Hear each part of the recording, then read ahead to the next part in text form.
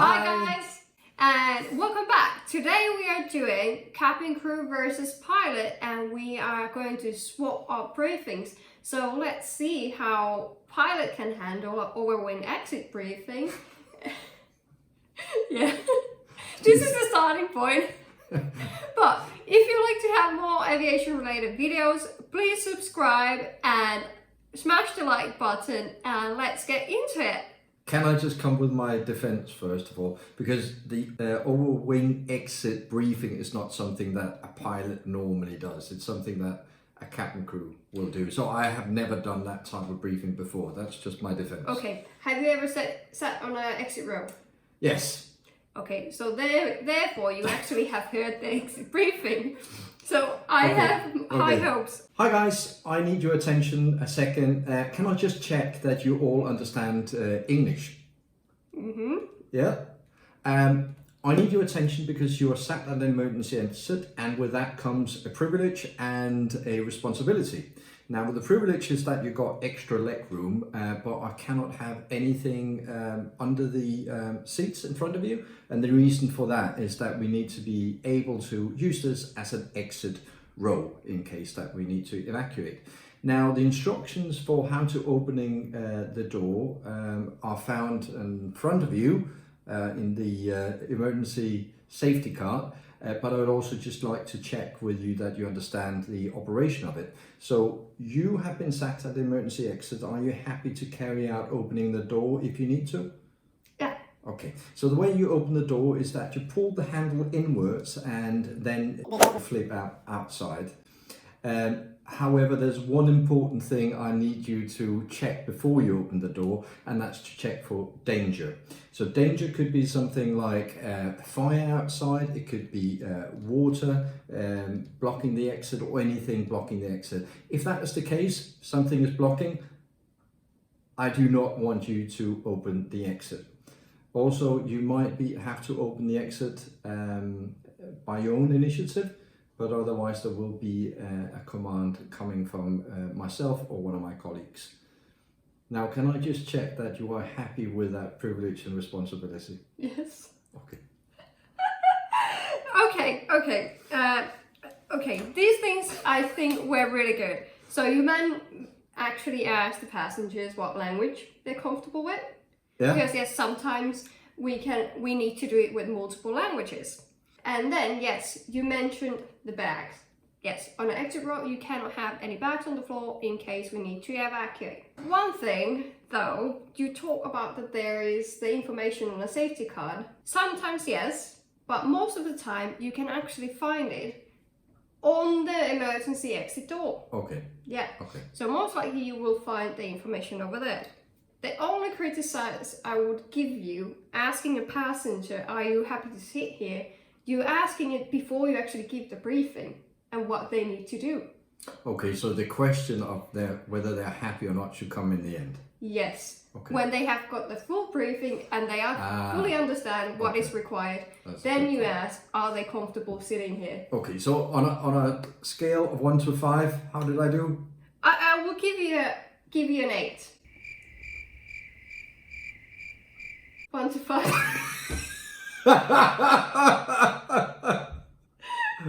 Okay, 3.5. Okay, I got an 8 on a scale of 1 to 5. That's great. Okay, well, this is what I would do. So hi guys, you're sitting on an emergency exit row, so we need to keep the floor clear of any obscurations, so luggage and everything needs to be stored in the overhead compartment for takeoff and landing. During the flight, you can take your bags down. This will be the first thing I would explain, because that's usually when we are boarding, to store all the luggages out there. Yeah. So, in case of emergency, I would like you to open that emergency exit door. So, when you hear the command, evacuate, evacuate. So yes, there needs to be a command, but it needs to come from a pilot. Okay, I didn't know that. Yep. So evacuate, evacuate. Then first thing, look outside. Smoke, fire, anything underwater. Don't open the door, but if everything is clear, then take the cover, pull the handle down and inwards, and release. and then go out of the door. And then I would ask, are you happy to sit here? And is everything understood? If yes, that would be my job done. Okay, excellent. Now, just in terms of, I suppose, how you open an emergency exit is different from plane to plane. So Captain Kuka, my challenge to you is to do a departure brief. And departure brief is something that pilots do before they start the engines. And it's specific to the day. But just to help you a little bit, I will give you just a headline and then you can try and fill it out. Are you up for that? Okay, Captain Kuka is ready. Captain Kuka. So we are in Gatwick. We're departing out of the westerly runway, which will be 26 left. Correct. Okay, so first heading, status. That will be status of the airplane. Let's say it's not broken, so we can actually fly it. Okay, weather. Weather, well, today, looking outside, we have an overcast at 3,000 feet. Yeah, and wind 260 and 6 knots. And nothing special. Okay, NOTAMs. NOTAMs, I hope I have read them, but today I haven't. So I don't know what's happening in Gatwick, but let's say that there is a big hole on the taxiway Juliet. So Captain Cook has just admitted to not reading the NOTAMs. Yes. Okay, fuel. Fuel, we have agreed that it will be 8,400, so 8.4. You agree on the fuel? Yeah, routing. Okay. Routing, okay, we are going from Gatwick to Ibiza, so we will be leaving from the stand, first of all, stand 58, and then push back to taxiway Quebec, and then going from Quebec, well, depending on what taxiway we get, if we are expecting Juliet, we just need to remember that there is a big hole on Juliet, and then there's the holding point at Alpha 2 or Alpha 3. Perfect, excellent. The non-normals, because you're not rated on the type, I will not go into detail. Non-normals, I'm not rated on the type. Threats and errors? Threats and errors, I don't have a pilot license. Okay, okay, and automatics? Automatics, so this will be, you will be discussing when you're going to engage the autopilot and the auto throttle. Yeah. Yeah, so at 500 feet I will engage the autopilot, I don't know. Okay. All right, so on a scale of 1 to 5, I think there was some quite good stuff in there. I think generally you might want to be sort of sending a signal to your colleague that you know what's happening. Not saying... But I knew what's happening, there's a big hole on the Juliet. Yeah, I think in briefings we try to not to use too many words. We can be quite specific to not make the briefing long. But I think, yeah, that could be the contents of a pilot brief. There will be a little bit more about emergencies and departure and everything. But yeah, that's pretty much it. Would you like to hear sort of a brief? Yeah, let's go it. The same flight, Gatwick. So the same thing. So we're in Gatwick, we're in 26 left. The status of the aircraft, I didn't spot anything that was wrong with it. Did you see anything? No. Okay, the weather, I think it's an absolute brilliant day for flying, so I don't think the weather is an issue. Have you spotted anything? No, just a rapid on the runway. Okay.